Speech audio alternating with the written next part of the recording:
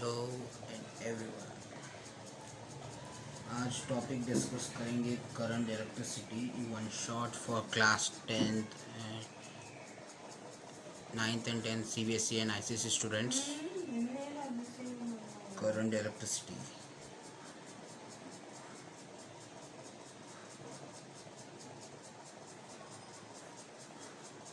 Video दिख रहा है? ओ दिख रहा होगा। आई होप क्लियर ना। सबसे पहले हम डेफिनेशन लिखते हैं इलेक्ट्रिक करंट के बारे में। Electric current is the rate of flow of charge या फिर और the flow of charge in one direction. दोनों डेफिनेशन सही है, ठीक है। और करंट का फॉर्मूला है I is equal to Q by T. I is equal to Q by T. Q is the charge, T time है। चार्ज का SI यूनिट कूलम है। चार्ज का SI यूनिट कूलम है। चार्ज एक्चुअली क्वांटाइज क्वांटिटी है। Quantize charge is a quantized quantity। Quantize quantity मतलब जैसे आप pen खरीदते हो या फिर पेपर कुछ भी लेते हो तो ऐसे थोड़ी ना बोलते दुकानदार को आधा पेपर दो, आधा पेन दो, एक पेन या दो पेन, ऐसा होता है ना। वैसे चार्ज भी क्वांटाइज, डेढ़, आधा, पाव, ऐसा नहीं होता है। चार्ज है एक दो ऐसा होता है। तो चार्ज को ये भी लिख सकते हैं Q is equal to N into E. N है नंबर ऑफ इलेक्ट्रॉन्स, जो होल नंबर इंटीजर ही आएगा, होल नंबर सॉरी। ज़ीरो तो डेफिनेटली नहीं, अगर चार्ज ज़ीरो है तो तभी ज़ीरो होगा। ई है charge on single electron.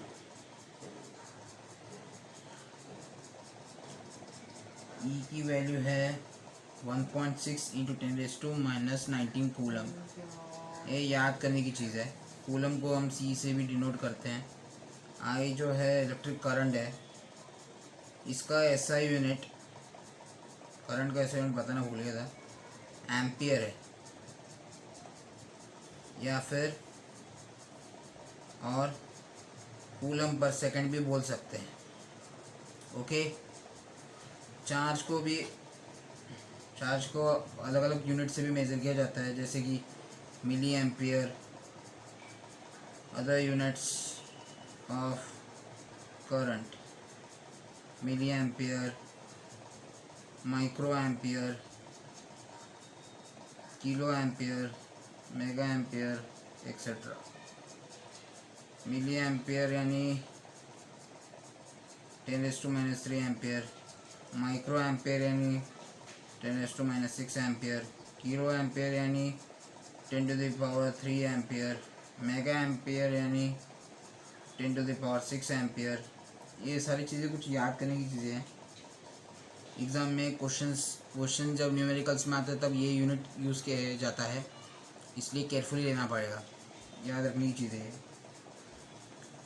Basic clear, एक बार फिर से बता देता हूँ।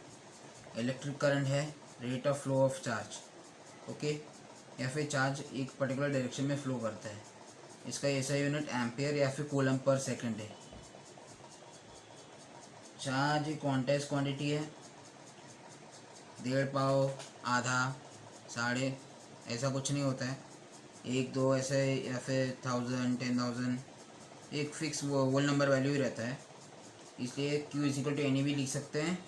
इससे I का एक और फॉर्मूला आता है, I is equal to n e by t बराबर। ठीक है, ये यूनिट्स याद करना होगा, ऐसा यूनिट्स केयरफुली रखना होगा। और बाद में ये अदर यूनिट्स, इसके मीनिंग भी लेना पड़ेगा, क्योंकि कभी कभी क्वेश्चन में आ सकता है current flowing is 3 milli ampere in time 5 seconds, then calculate the charge flown, ऐसा भी पूछ सकता है। इसलिए आपको ये यूनिट्स याद करने होंगे। फिर बात करते हैं पोटेंशियल के बारे में। पोटेंशियल का डेफिनेशन है, पहले डेफिनेशन बताऊंगा फिर मीनिंग समझाऊंगा। Work done in moving a charge from infinity to a point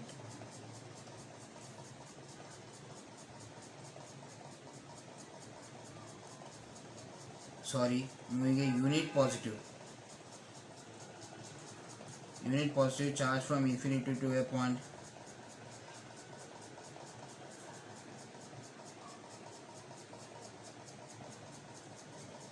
कुछ गलत तो नहीं हो गया ना? Work done in moving unit positive charge from infinity to a point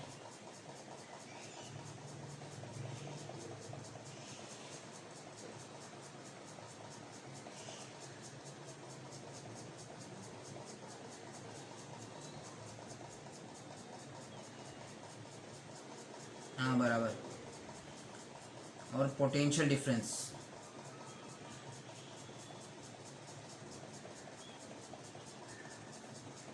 difference है work done in moving a unit positive charge from one point to another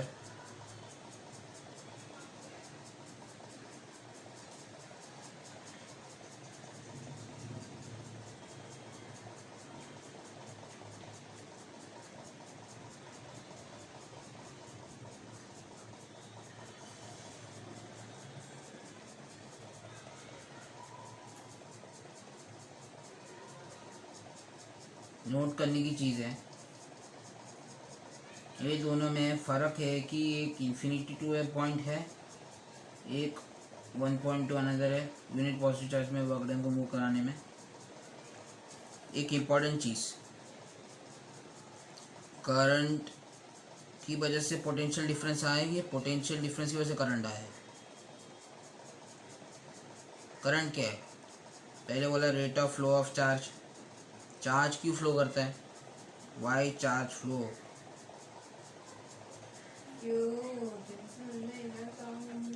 तो इसका आंसर है charge flow due to potential difference.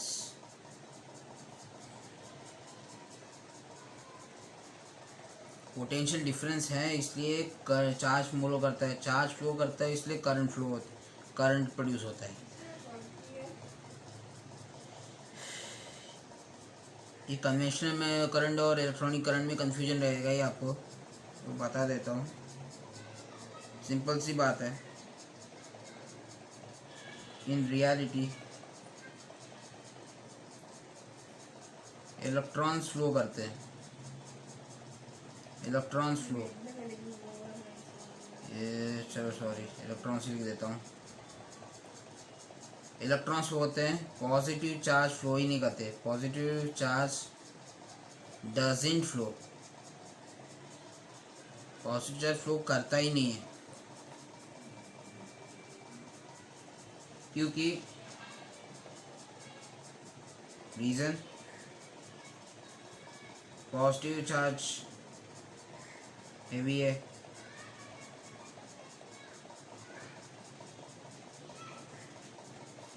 एक conventional method और electronic method की वजह कारण क्या है ना, करंट इलेक्ट्रॉन फ्लो की वजह से होता है, current is due two electron flow, but current का फ्लो इलेक्ट्रॉन की वजह से होता है, but the direction of current is always opposite to the flow of electrons. Electron अगर एक पर्टिकुलर डायरेक्शन में जा रहा है तो करंट का डायरेक्शन उल्टा है। जब भी हम सर्किट बनाते हैं सर्किट डायग्राम में, जैसे कि ये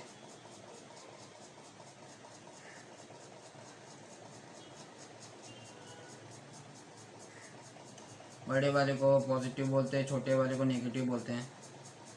तो करंट का फ्लो पॉजिटिव टू नेगेटिव की तरफ ही जाता है। ये करंट फ्लो है। आई flow from positive terminal of battery. पर एक्चुअली क्या होता है, ये इलेक्ट्रॉन जो है, इलेक्ट्रॉन नेगेटिव से पॉजिटिव टर्मिनल में आता है, इसलिए करंट का डायरेक्शन पॉजिटिव टू नेगेटिव है।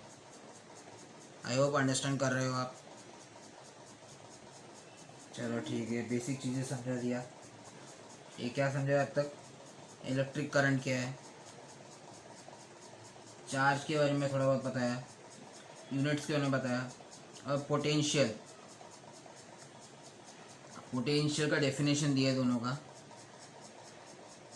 हाँ, एक चीज़ बताना है, चार्ज इसमें बताना भूलिए पोटेंशियल डिफरेंस में।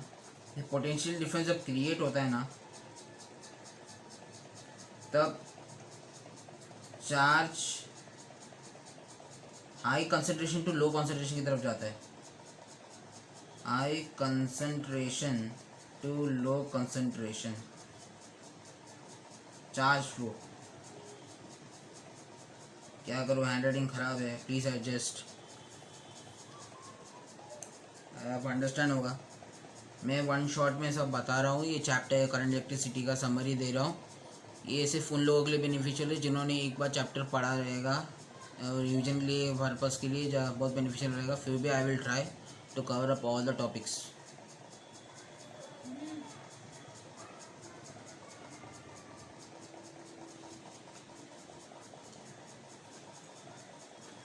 इन फिज़िक्स में पोटेंशियल डिफाइन नहीं होता है actually. In physics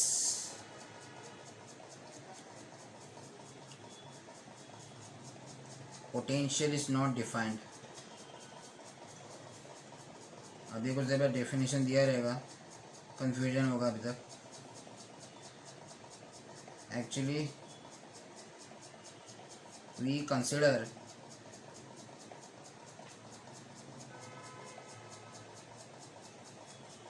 earth as zero potential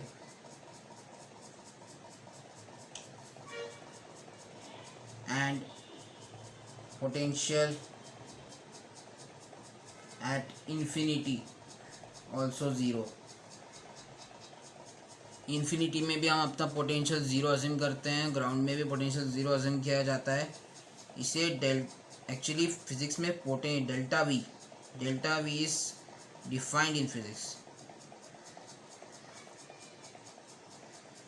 delta V is potential difference. Delta V को potential change in potential difference बोलते हैं, चेंज इन पोटेंशियल। और हम लोग ज़ीरो पोटेंशियल अज्यूम करते हैं इन्फिनिटी में और ग्राउंड में, इसलिए पोटेंशियल का डेफिनेशन लिखा गया है। But in reality potential is not defined in physics. पर एग्ज़ाम में अगर पूछेंगे तो वो डेफिनेशन लिखना पड़ेगा, नहीं तो मार्क्स नहीं मिलेंगे। और डेल्टा वी का फॉर्मूला है, न्यूमेरिकल में काम आएगा। Delta V is W/Q। W is the work done in moving charge, और Q इज चार्ज, पहले बताया था। ये फॉर्मूला के हिसाब से एक और डेफिनेशन है डेल्टा वी का, work done in moving a unit positive charge,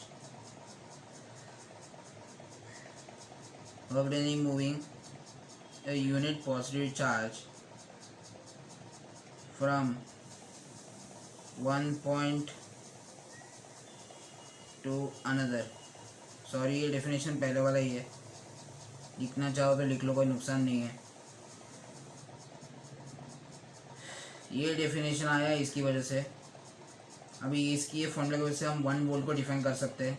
1 volt is when 1 joule of work is done to move a charge of 1 coulomb,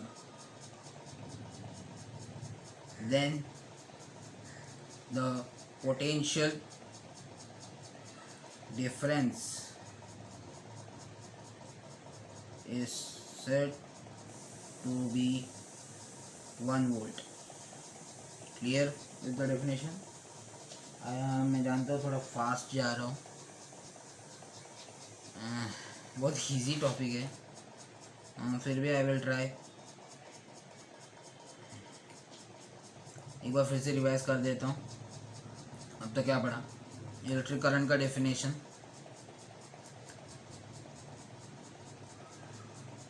current का formula, charge is a context quantity, milli ampere, micro ampere, kilo ampere, mega ampere. मैं suggest करूँगा कि आप एक notebook और pen लेके आप मेरे साथ लिखते रहो। इससे क्या होगा, आपको याद भी होगा और कॉन्सेप्ट भी क्लियर होगा। ये पोटेंशियल और पोटेंशियल डिफरेंस बहुत कम पूछा जाता है डेफिनेशन, लेकिन फिर भी थोड़ा सा ही चेंज है, बाकी सब तो डेफिनेशन ऑलमोस्ट सेम ही है। वो अंडरलाइन किया है थोड़ा सा फ़र्क, याद, ये चीज़ याद रखने की चीज़ है। और हमेशा charge flow due to potential difference. अभी करंट फ्लो किसकी वजह से हो रहा है? इलेक्ट्रॉन की वजह से। तो इसलिए इलेक्ट्रॉन का flow higher concentration to lower concentration में होगा। तो इसका मतलब करंट का flow lower concentration of electrons to higher concentration of electrons की तरफ होगा, क्योंकि करंट का direction is always opposite to the electron flow का डायरेक्शन। ये समझा? I hope you will understand. क्या इंग्लिश ज़्यादा यूज़ नहीं करता, ठीक है।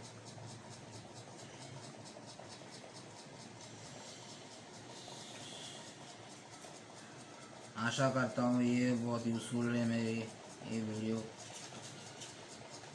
और ये याद रखना, करंट का फ्लो हमेशा बैटरी के पॉजिटिव टर्मिनल से नेगेटिव टर्मिनल की तरफ होता है। इलेक्ट्रॉन का फ्लो नेगेटिव टू पॉजिटिव, ये इलेक्ट्रॉन फ्लो इस ऑपोजिट हमेशा। वो ज़्यादा ही लिख रहा हूँ, पेज की कमी है, सॉरी फॉर कंजूसी। ये जनरल नॉलेज की चीज़ है, ये पूछेंगे नहीं ज़्यादातर, वो डेफिनेशन ही पूछेंगे। फिर भी फॉर योर अंडरस्टैंडिंग में बता रहा हूँ, ये पोटेंशियल फिजिक्स में डिफ़ाइन नहीं किया जाता है, पोटेंशियल डिफरेंस डिफ़ाइन है। पर एक्चुअली वो डेफिनेशन क्रिएट करने के लिए एक तो अर्थ को पोटेंशियल ज़ीरो माना गया है और पोटेंशियल एट इन्फिनिटी को भी ज़ीरो माना गया है, इसलिए potential at a point is defined किया गया है, नहीं तो in reality is not defined. ये delta V is W/Q, 1 volt का डेफिनेशन लिखा है।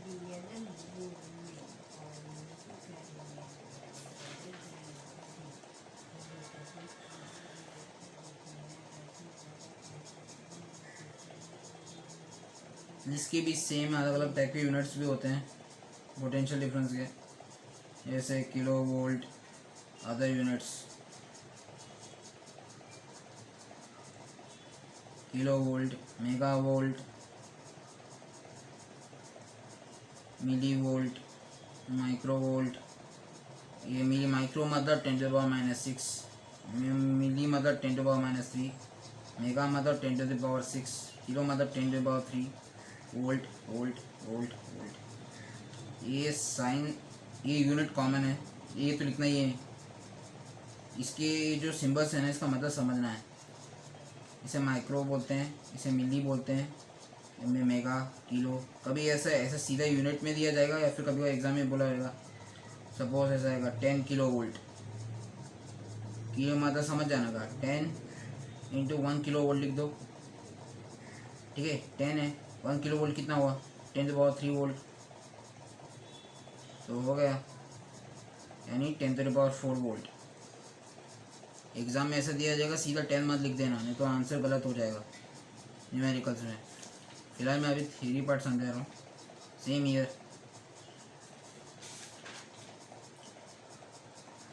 आई होप अभी तक आप लोगों ने पोटेंशियल डिफरेंस, पोटेंशियल, करंट, ये बेसिक चीज़ें समझ ली होगी। अभी हम आते हैं न्यूमेरिकल्स के थियरी पार्ट पे। आधा रेजिस्टेंस ले रहा हूँ मैं भी फिलहाल। रेजिस्टेंस, ये रेजिस्टेंस ने दिमाग ख़राब किया होगा। रेजिस्टेंस का डेफिनेशन है, अगर पूछते नहीं, न्यूमेरिकल से पूछते हैं, फिर भी डेफिनेशन दे रहा हूँ। सिंपल 2 लाइन लिखना है। आईसीसी में सिंपल कॉन्सेप्ट देखते हैं, कोई लेंथी आंसर टेक्स्ट बुक का रट्टा मारने की ज़रूरत नहीं है, बस कॉन्सेप्ट देखते हैं, इसे ज़्यादा टेंशन नहीं लेने का। Resistance, it is the opposition,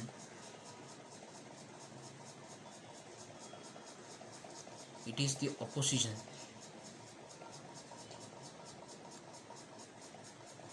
दिख रहा है,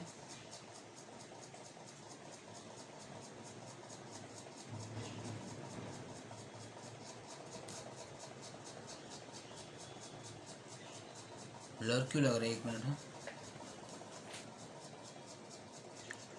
हाँ ठीक है, it is the opposition to the flow of electrons. Opposition यानी रुकावट। इलेक्ट्रॉन्स एक जब कर जा रहा है तो उसे रुकावट कर, उसे रोक रहा है, जो करंट फ्लो होने नहीं दे रहा, मीन्स इलेक्ट्रॉन को रोक रहा है बार बार। ये कौन करेगा, इलेक्ट्रॉन्स को रोकेगा एटम्स, पॉजिटिव कर्नल्स बोलते हैं, कर्नल्स भी होते हैं। कर्नल्स यानी इलेक्ट्रॉन सबसे ज़्यादा फ्लो किस में होता है, कंडक्टर में। कंडक्टर के पास क्या होता है, फ्री इलेक्ट्रॉन्स। ये फ्री इलेक्ट्रॉन्स मतलब कहाँ से आए होंगे, एटम से। और ये एटम का जो वैलेंस बॉन्ड होता है, लास्ट शेल जो होगा,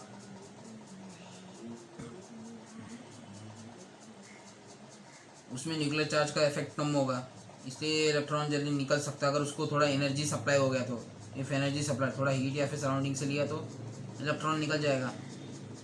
अगर हम बैटरी लगा देते हैं, फिर बैटरी लगा देते हैं तो इससे पोटेंशियल डिफरेंस क्रिएट हो जाएगा। पोटेंशियल डिफरेंस क्रिएट होने की वजह से करंट फ्लो होगा और इलेक्ट्रॉन का फ्लो इधर होगा।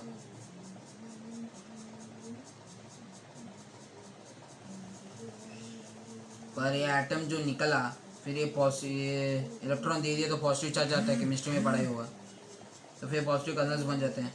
अभी ये सर्किट में घूम के वापस इधर ही आने वाला है। अब ये प्रोबेबिलिटी पे डिपेंड करता है, अगर ये सीधा इधर ये सामने आ गया तो ये तो वापस एटम वापस इलेक्ट्रॉन को ले लेगा, फिर से बंधन में आ जाएगा, फिर करंट का वैल्यू कम होते जाएगा। ये डिपेंड करता है कितने ज़्यादा क्वांटिटी ऑफ फ्री इलेक्ट्रॉन्स कितने हैं और हिट किधर कर रहा है। अगर सीधा एटम पे वापस आ रहा है, लग रहा है, या फिर कर्नल्स में आ जा रहा है वापस, एटम बन न्यूट्रल हो रहा है, तो फिर इलेक्ट्रॉन फ्लो नहीं होने वाला। अगर बच जाता है, ये पॉजिटिव का मान लो पूरा, और इलेक्ट्रॉन है इधर आने की जगह इधर से निकल गया तो बच गया। ऐसे ही चलते रहेगा, इलेक्ट्रॉन फ्लो ऐसे होते रहेगा जब तक पोटेंशियल डिफरेंस है। जैसे कि अभी फुटबॉल मैच हुआ है या फिर यहाँ पे गोलकीपर खड़ा है, डायग्राम के लिए सॉरी, ये गोलकीपर खड़ा है, साइड में एक गाड़ी, साइड में एक डब्बा पड़ा है। अभी 4 फुटबॉल मार रहे हो, 4 फुटबॉल फ्री है, जैसे ये फ्री इलेक्ट्रॉन मान लो, जब इसे जब इसे किक करोगे, एक इधर ही रुक गया, नहीं जा पाया, गोल, ये नेट गोल, यहाँ नहीं गया, दूसरा वाला पहुँच गया, तीसरा रुक गया, फिर से चौथा पहुँच गया। रेजिस्टेंस ये वाला काम ही करता है, ये गोलकीपर और ये जो डब्बा है यहाँ पे, इसी तरह से काम करता है, मतलब वो रोकता है। ज़्यादा रेजिस्टेंस रहेगा तो करंट कम होगा, कम रेजिस्टेंस रहेगा तो करंट ज़्यादा होगा। आई होप यू अंडरस्टैंड।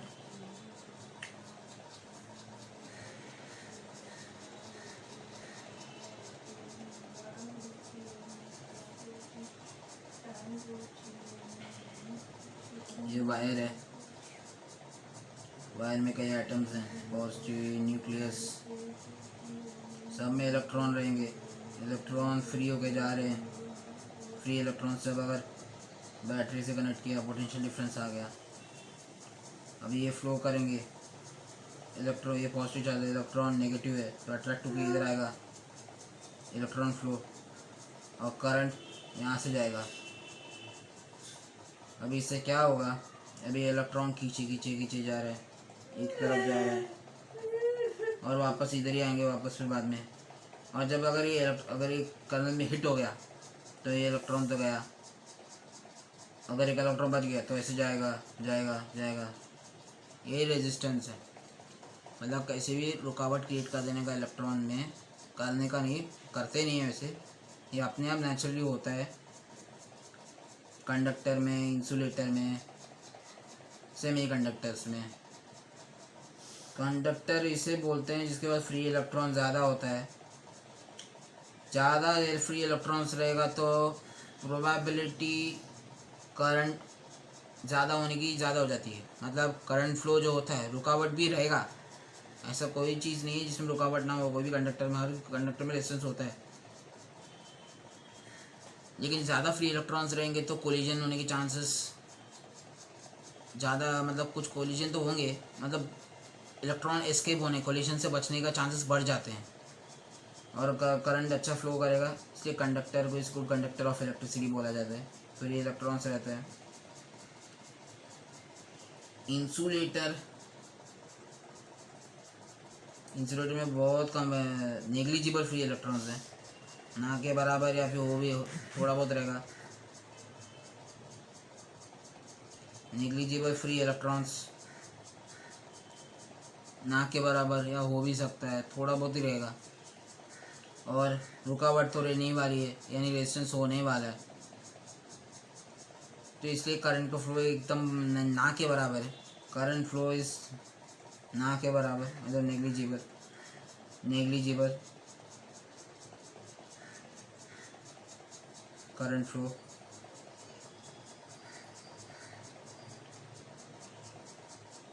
और सेमीकंडक्टर मतलब बीच का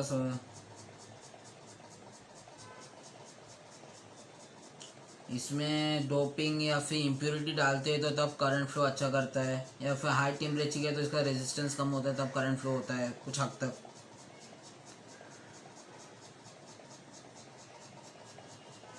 डिपेंड करता है सेमीकंडक्टर, ये गुड भी बने इफ डोपिंग मतलब adding of impurity added, then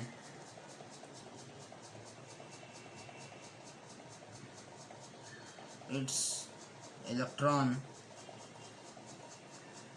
flow will increase। इसे इंसुलेटर भी नहीं बोल सकते, कंडक्टर भी नहीं बोल सकते। एग्जाम्पल है इसका बेटर सिलिकॉन है, जर्मेनियम है, प्रूफ 14 एलिमेंट्स हैं, केमिस्ट्री में देखा ही होगा।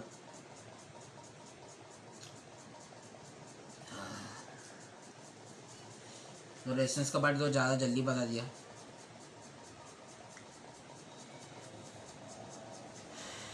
कंडक्टर्स की बात करें, तीन तरह के सामान, मतलब मेटल्स, नॉन मेटल्स। कंडक्टर में मेटल्स आते हैं, ज़्यादातर मेटल्स आर गुड कंडक्टर क्योंकि इनमें बहुत ज़्यादा फ्री इलेक्ट्रॉन्स होते हैं. Probability of electron get obstructed, majority electrons will not get obstructed. मतलब ऑब्स्ट्रक्शन अगर मान लो 3 रुकावट है, अगर 3 ही इलेक्ट्रॉन है, मतलब सपोज एक चलो 3 रुकावट है और 3 बॉल है और सीधे ही मारोगे तो आगे तो जाएगा नहीं कोई भी बॉल.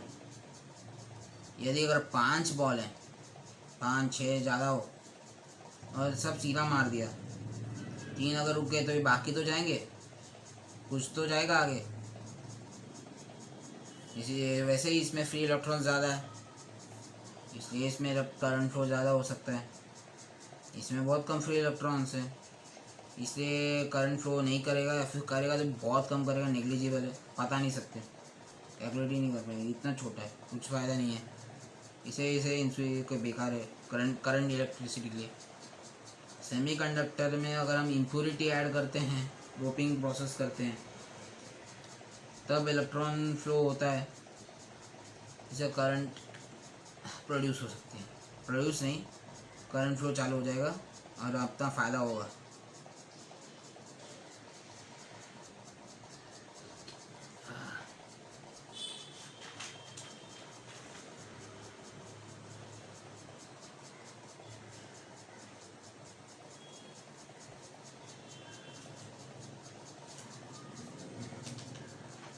अभी हम फैक्टर्स पढ़ेंगे.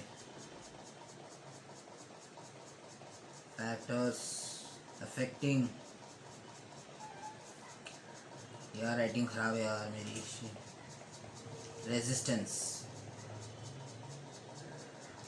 रेजिस्टेंस को कौन कौन से फैक्टर्स अफेक्ट करते हैं?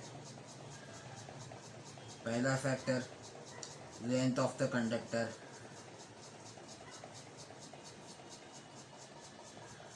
ज़्यादा डेप्थ में नहीं बता रहा हूँ, इंपॉर्टेंट चीज़ें बता रहा हूँ जो एग्ज़ाम में आ सकते हैं. Area of cross section, spelling mistake हो तो रेक्टिफाई कर लीजिएगा.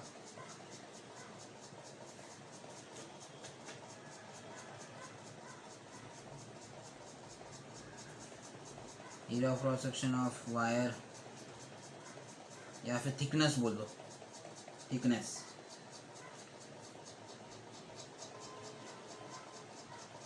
नेचर ऑफ मटेरियल,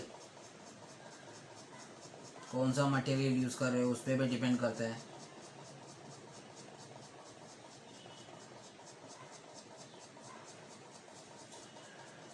टेम्परेचर भी आता है, लेकिन ये 10th के बाद होता है. टेम्परेचर के बारे में भी पढ़ाई 12th में आता है. टेम्परेचर कोफिशिएंट ऑफ रेजिस्टेंस का एक टॉपिक होता है, फ़िलहाल आपके लिए नहीं है इतना कुछ. पहले 3 इंपॉर्टेंट फैक्टर्स हैं, ये याद करना है. लेंथ ऑफ द कंडक्टर, अगर यानी वायर का length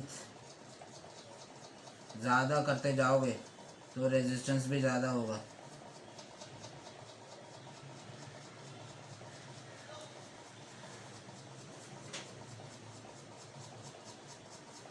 are directly proportional to L. Resistance को आर से डिनोट करते, बताना भूल गया यार, कैसे भूल जाता हूँ. रेजिस्टेंस का ऐसा यूनिट ओहम है, इसे ओहम बोलते, ओम नहीं, ओहम.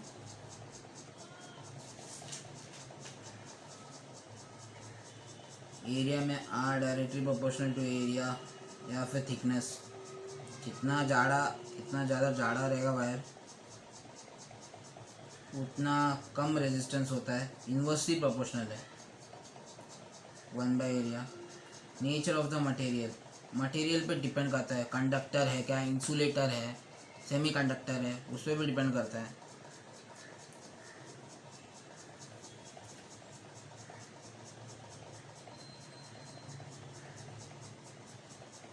टेम्परेचर बढ़ेगा तो इलेक्ट्रॉन को एनर्जी मिलेगी, बराबर. टेम्परेचर बढ़ेगा तो इलेक्ट्रॉन को एनर्जी मिलेगी. वो क्या बोलते हैं, बैलेंस शेल से निकल जाएगा आराम से। बैलेंस शेल से निकलेगा, बैलेंस शेल से निकलेगा तो फ्री इलेक्ट्रॉन्स वो कहलाएंगे। और जब इसमें पोटेंशियल डिफरेंस अप्लाई किए बहुत सारे फ्री इलेक्ट्रॉन्स के साथ तो करंट फ्लो होगा, बराबर।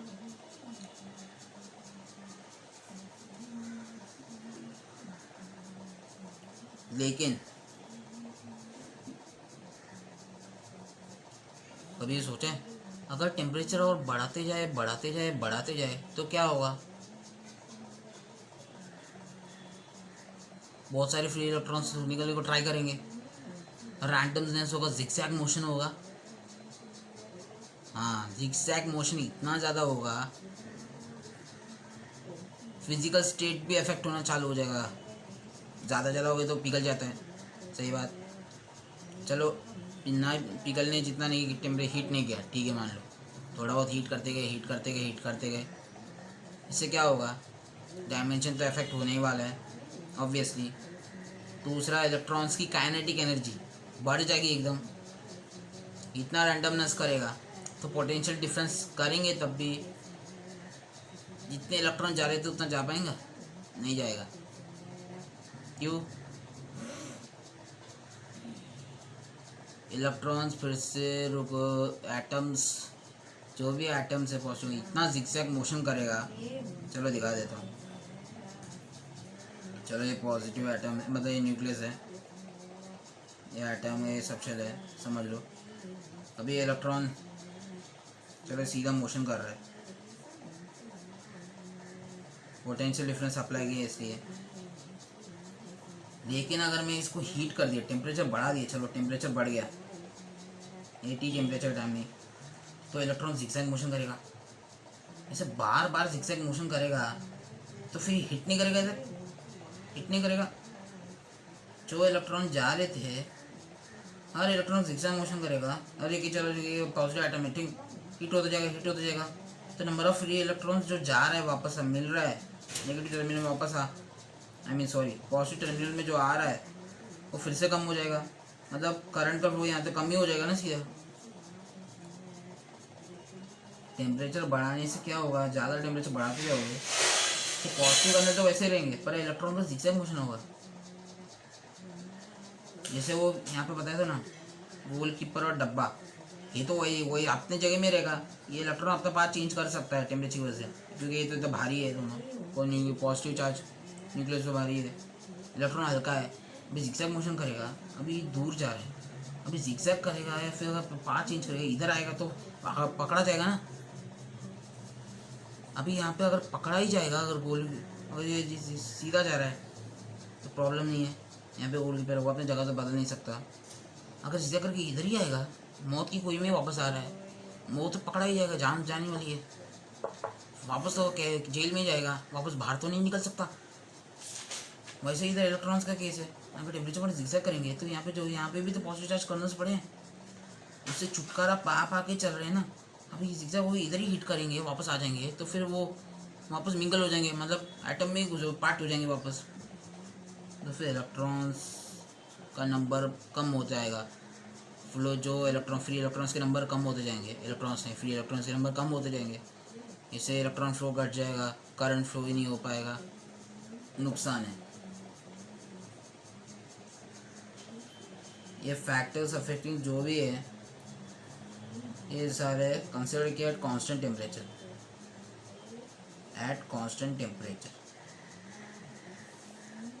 ठीक है। ये नेचर ऑफ मटेरियल पे हम यूज़ करते टॉपिक रेजिस्टिविटी होती है, रेजिस्टिविटी इसको रो से डिनोट किया जाता है, resistivity.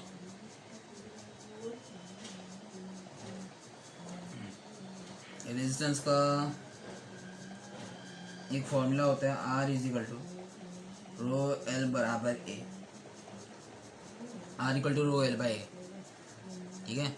Are equal to rho L by A, L is the length of the conductor, मैं बार बार नहीं लिखने वाला, A is the area of the cross section of the wire, rho is the resistivity जो लिखा है, दूसरा नाम भी है इसका कंडक्टिविटी, नहीं कंडक्टिविटी नहीं सॉरी, स्पेसिफिक रेजिस्टेंस, ये सारे नाम याद करने हैं, क्योंकि कभी न्यूमेरिकल्स में पूछा ये फाइंड करो, अगर इसका मीनिंग ही नहीं पता है क्या है तो कौन सा फॉर्मूला लगाओगे, नहीं समझ में आएगा। इसे डिनोट फॉर्मूला याद भी करना है, और एक एक जो फॉर्मूले में जो सिंबल यूज़ किए हैं उसका मतलब भी याद रखना है। स्पेसिफिक रेजिस्टेंस,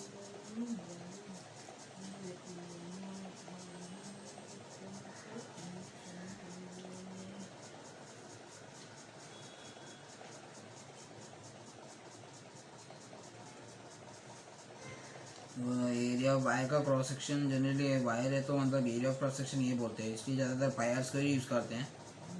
आप कि न्यूमेरिकल्स में मेथड यही आएगा और कुछ आएगा तो नहीं, फिर भी क्वेश्चन देख लीजिएगा।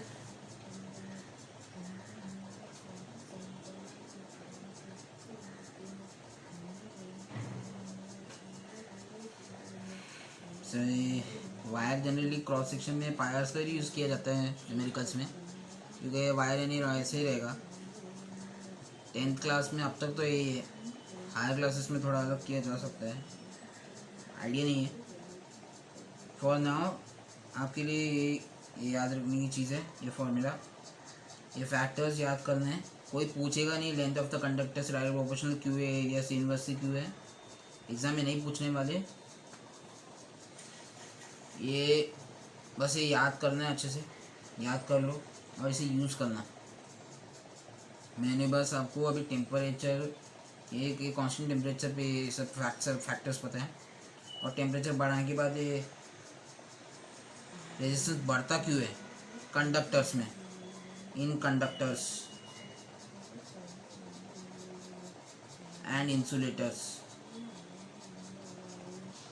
इन कंडक्टर्स एंड इंसुलेटर में टेम्परेचर बढ़ाने पे रेजिस्टेंस बढ़ता क्यों है मैंने बताया आपको। और ये फॉर्मूला इन तीनों फैक्टर्स के हिसाब से लाया है, ये तीनों फैक्टर्स से बना है फॉर्मूला, वो भी पर्टिकुलर कांस्टेंट टेम्परेचर पे। बट ये जो सेमीकंडक्टर की बात की मैंने, इसमें उल्टा होता है। इसमें अगर हम टेम्परेचर बढ़ाएंगे रेजिस्टेंस घट जाती है, टेम्परेचर घटाएंगे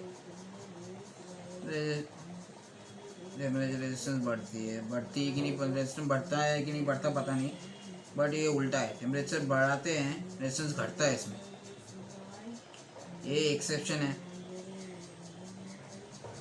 अभी इसका एक्सेप्शन क्यों होता है बहुत लंबा रीज़न है, फिर भी शॉर्ट में बता देता हूँ।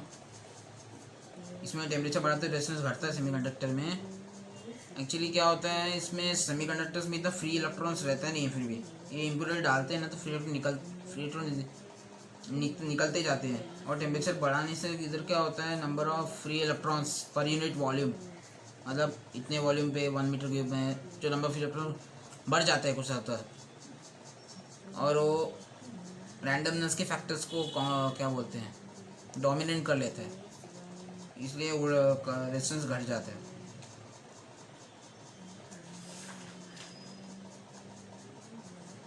ये जो रेजिस्टिविटी है ये कांस्टेंट होती है मटेरियल के लिए, हर मटेरियल की रेजिस्टिविटी अलग होती है।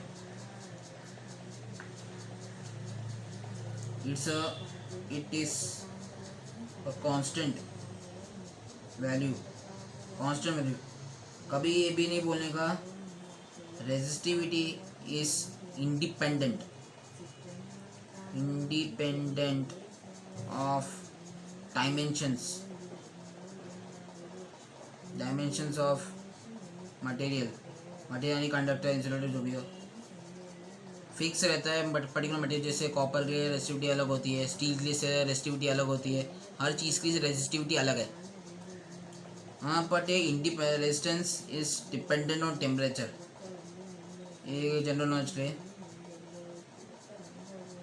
टेम्परेचर पे डिपेंड करता है।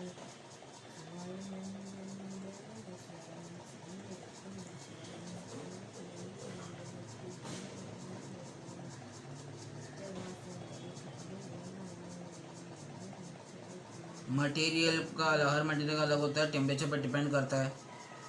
जनरल नॉलेज के लिए भी और आ भी सकता है, कभी कभी MCQs में या 1 मार्क क्वेश्चन में आ सकता है। अभी हम क्या बात करें, ओहम लॉ के बारे में क्या क्या बच्चा है? अभी ओहम लॉ बच्चा है, ईएमएफ पता है, terminal voltage, resistance in series and parallel, ये टॉपिक्स बचे हैं। अब तक क्या लगा टॉपिक कवर किए हैं, एक बार फिर से देख लेते हैं। इलेक्ट्रिक करंट पहला, दूसरा पोटेंशियल, तीसरा पोटेंशियल डिफरेंस, और थोड़ा डेप्थ में, फिर रेजिस्टेंस के बारे में बेसिकली बात की है, फिर कंडक्टर, सेमी कंडक्टर, इंसुलेटर के बारे में थोड़ा सा बेसिक बताया, फिर फैक्टर्स बताए।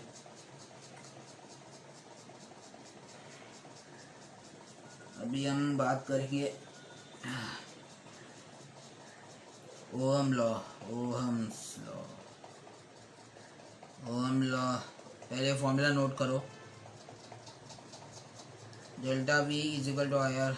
कई जगह, कुछ जगह में ये भी लिखा जाता है V equal to I R, दोनों सेम ही है, तो फ़र्क नहीं पड़ता। V potential difference, I current, R resistance लिख लो, मैं नहीं लिखने वाला करके।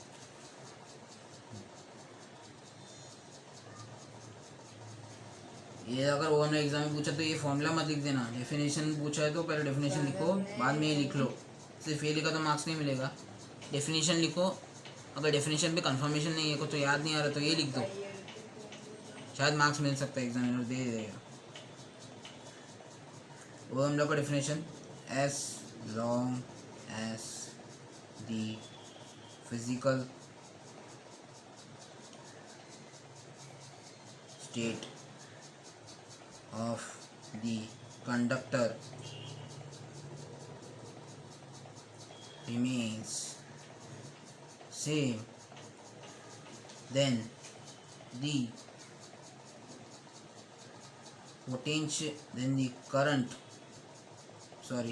current is directly proportional to potential difference.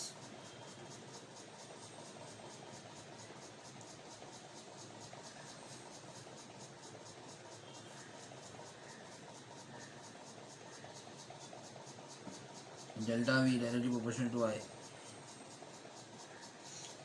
जब तक फिजिकल स्टेट सेम है कंडक्टर का, potential difference, current potential difference के proportional, current is dependent on potential difference and potential difference is not dependent on current.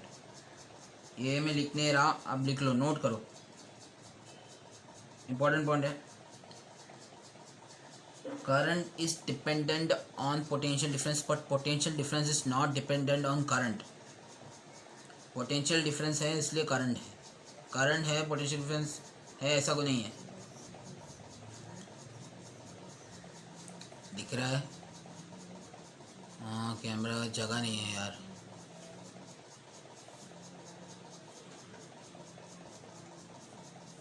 जो conductors ohm, जो material ohm law को भेगा, तो वो जिससे जो कंडक्टर्स ओहम लॉ को फॉलो करते हैं उसे ओहमिक कंडक्टर बोलते हैं। जो कंडक्टर ओहम लॉ को फॉलो नहीं करते उसे नॉन ओहमिक कंडक्टर्स बोलते हैं। ये थोड़ा यार पूरा इंफॉर्मेटिव टाइप है। ये ग्राफ बना रहा हूँ, we delta we potential difference और करंट के बीच का।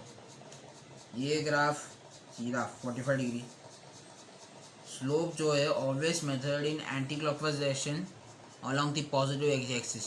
मैथमेटिक्स है, बता रहा हूँ फिर भी। स्लोप हर जगह सेम ही आएगा,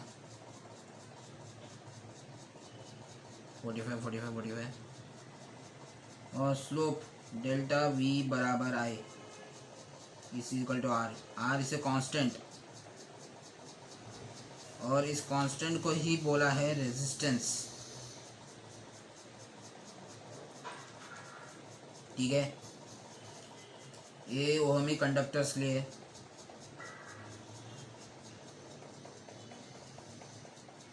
स्पेलिंग मिस्टेक हो सकती है, आप चेक कर लीजिएगा।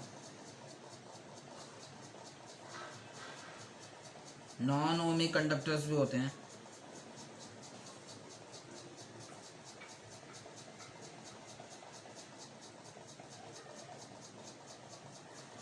these conductors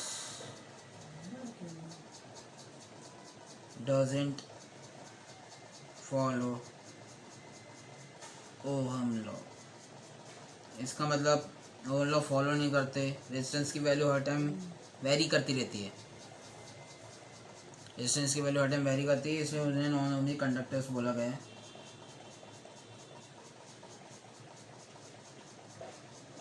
जैसे एग्जांपल है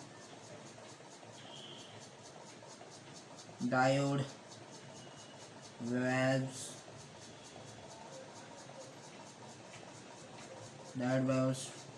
ट्रायोड, वेव्स, ट्रांजिस्टर्स एक्सेट्रा। वो में कंडक्टर्स में एग्जांपल है कॉपर है, सिल्वर है एक्सेट्रा, और भी कई मटेरियल होंगे।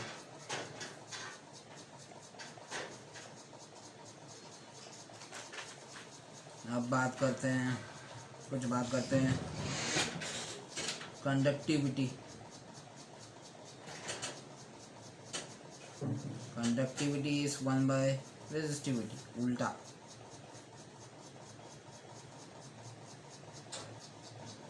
Conductance 1 by R. कभी कभार आपको जैसे कि पोटेंशियल डिफरेंस निकालो बोला रहेगा, करंट दिया रहेगा, पर रेजिस्टेंस जगह कंडक्टेंस दिया रहेगा, तो आपको मीनिंग समझ में आना चाहिए कि 1 बाय आर है, 1 by R equal to something दिया रहेगा, तो आर निकाल दो, फिर बाद में यूज़ कर लो न्यूमेरिकल में, या फिर और भी अलग अलग टाइप से पूछा जा सकता है।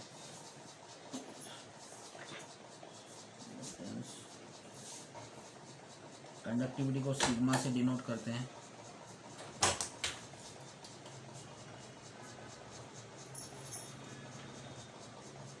एक मिनट, हाँ, जब तक आप ब्रेक ले लो, नोट्स देख लो।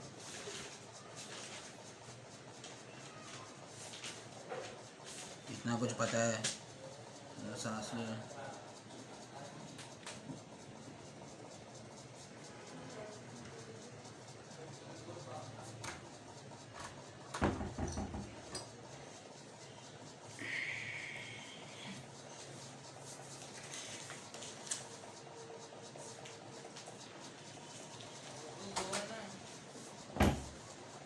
हाँ खोल रहे हो अभी।